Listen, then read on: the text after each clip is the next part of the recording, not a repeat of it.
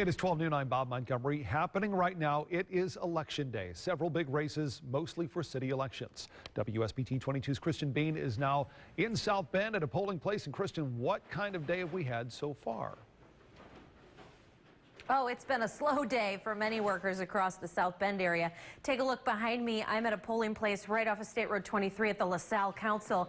It's just me here and the election poll workers. We're just hanging out, but yeah, so slow day here. But this is a municipal election, so voter turnout is expected to be low. We stopped by South Bend's Lafayette School this morning, where District 2 voters are casting their ballots. 400 some registered voters there at that precinct. Only 50 had voted as of 10:30 this morning.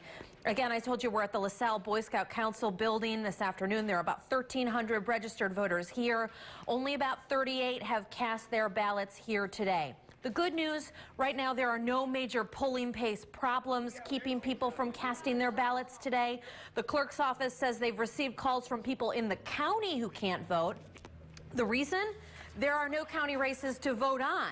There are some important city races in South Bend today, including the mayor's race, where voters will decide to either re-elect Mayor Pete Buttigieg or choose his challenger, Republican Kelly Jones. In the 2nd district, the two candidates, controversial, Henry Davis Jr. running for his seat as an independent, Regina Williams-Preston on the Democratic ticket. We'll be following all these races and more today throughout the day as the results come in. Just stay tuned to WSBT.com and here on air. Live here in South Bend, Kristen Bean, WSBT 22 News. All right, Kristen, thanks very much. Again, in St. Joseph County, the only races on the ballot are for those who live inside of city limits. In South Bend, you're voting between incumbent Democrat Pete Buttigieg and Republican challenger Kelly Jones. Now, you'll also be voting for South Bend Common Council seats. The big one is Christian just mentioned, a close eye on the race for the 2nd District Council seat. Incumbent Henry Davis Jr. running as an independent against Democrat Regina Williams-Preston. In Elkhart, incumbent Democrat Dick Moore is battling Republican Tim Neese for the mayor's slot. And Moore wants a 3rd term in office. Neese is going after his 1st term in office. WSBT 22's Suzanne Spencer is in Elkhart at Northside Gym. And Suzanne, both candidates had a busy morning. They did, casting their votes and also making those last-second efforts to get more people out to the polls and to really get those extra votes. Democrat incumbent Dick Moore is a former fire chief and worked for the street department, retiring twice with the city before taking office as mayor in 2007. Tim Neese works for Solid Waste Management District and is a former state representative and HR director for Chris Craft Boats. Both candidates are spending the last few hours trying to convince the voters here they should be Elkhart's next mayor. We've made some phone calls, have some more to make today, and have made hundreds of them in the past several days. So doing that, a lot of that, and it's turning out pretty good for us. We're getting some pretty good comments. It's called grassroots politics, and it's about getting the base out. Some people are undecided, so you want to try to tell them that you're the better of the two candidates. A lot of people have had some questions that are undecided, so I've spent some time on the phone today. And again, we're here at Northside Gym, where the turnout has been pretty steady most of the day, but right now it's really taken a little bit of a turn. Not so many people during the lunch hour. Now, someone from the election board here in Elkhart County did tell me they have not had any issues yet this morning. We're live in Elkhart. Suzanne Spencer, WSBT 22 News. Suzanne, thanks very much. Another mayor's race we're watching, the Goshen race. Democrat City Councilman Jeremy Stutzman is facing off against Republican City Engineer Mary Kripe. The current Goshen Mayor, Alan Kaufman, is not seeking a 5th term in office.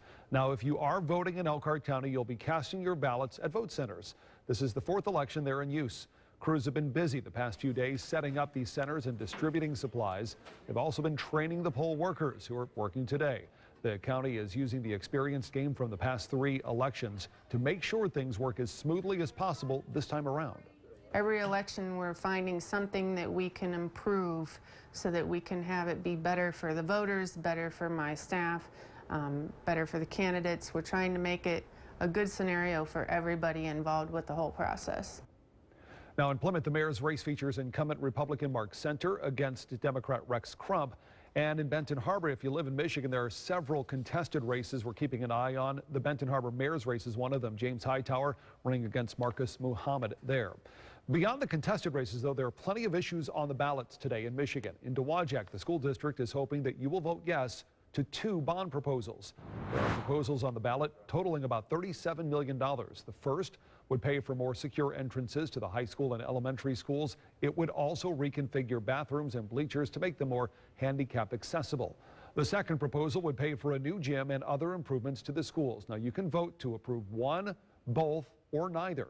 If both proposals do pass, though, a person owning about a $100,000 assessed value home would pay roughly $175 additional property tax each and every year.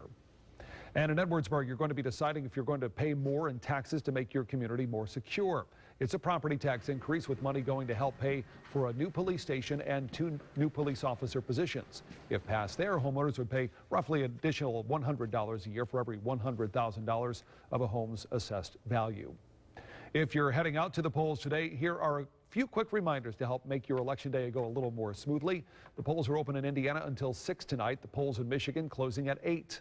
Remember, bring a government-issued photo ID. You cannot cast your ballot in Indiana without one, and in Michigan, you need the ID, but you can vote if you don't have one if you sign an affidavit first. Double-check your polling place before you head out the door this afternoon. You can find that information on our website, WSBT.com. Just click Campaign 2015 at the top of that page. So what do you do if you are registered to vote in today's election, but you don't have that government-issued ID to bring along? Well, there's an option for you in Indiana. All BMV branches are open during the voting hours today. That's until 6 this evening. The normal branch hours will resume tomorrow. Now in Michigan, as we mentioned, if you don't have the valid ID, you can sign an affidavit verifying you are who you say you are. Stay with WSBT 22 all day long for complete Campaign 2015 coverage. We will update you tonight as the results start to come in. For information on candidates and polling locations, head over to our website, WSBT.com.